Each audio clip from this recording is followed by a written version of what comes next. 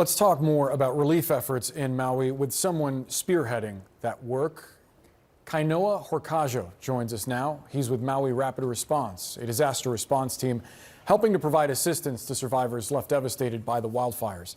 Kainoa, thanks so much for being with us. Talk to us about the work that your organization is doing right now.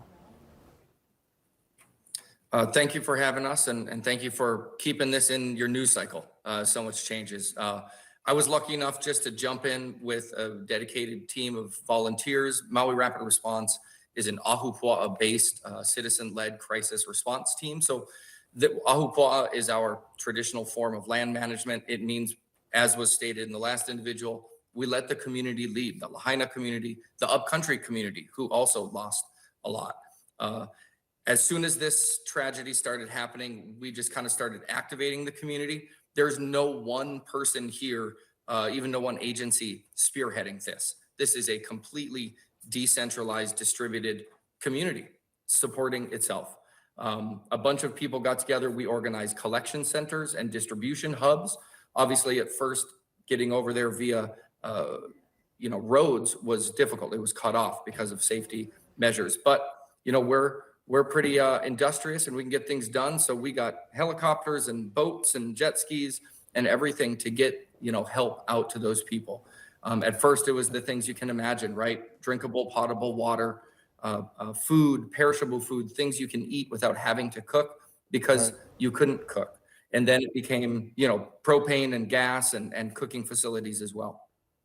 And Kainoa, obviously President Biden will be on the ground in Maui today. What is it that you want him to see and hear most?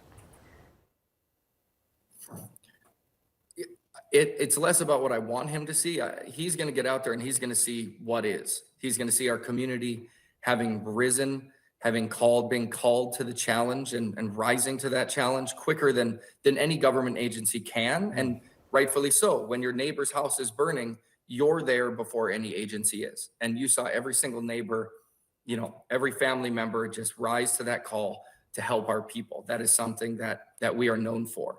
What I do think a lot of us recognize is that while we think of ourselves as a very small community, the people from Maui, we still think of ourselves as an agricultural community, as a small, tight-knit community, yet the world over knows about us because we are a tourist destination, which means that we have an incredible amount of resources here. We have tens of thousands of condo and hotel rooms. We have nearly every large private equity firm and corporation in the world here. So tapping into the resources that the president can activate both directly and through networks to increase support from corporate America. We've got amazing hotels here that are staffed by local people, but pushing that up the chain so that corporate and the ownership, the brands that and the private equity firms are all supporting in the ways they can. And then engaging our small business. We know the SBA leader was out here. We have a lot of businesses across the island in the non-physically affected areas that are suffering right now.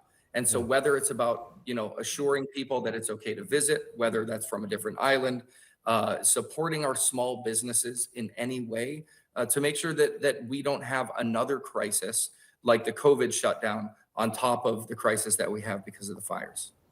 Kainoa, quickly, still well over 800 people unaccounted for. Have you heard any update about those that are missing? I have not. I know that some people are sheltering in homes and scared to come out. I know that there's a lot of trauma here. I think we have to hold hope. And I think we have to allow first responders some time to do what they do for search and rescue and recovery, to do what they do and hold them in our thoughts as we allow the people to, keep safe as well, because there's a lot of contamination out there. Kainoa Horcajo, our hearts go out to those families with loved ones still missing, and obviously to you and the important work that you're doing. Thank you so much. Thank you, guys. Mahalo.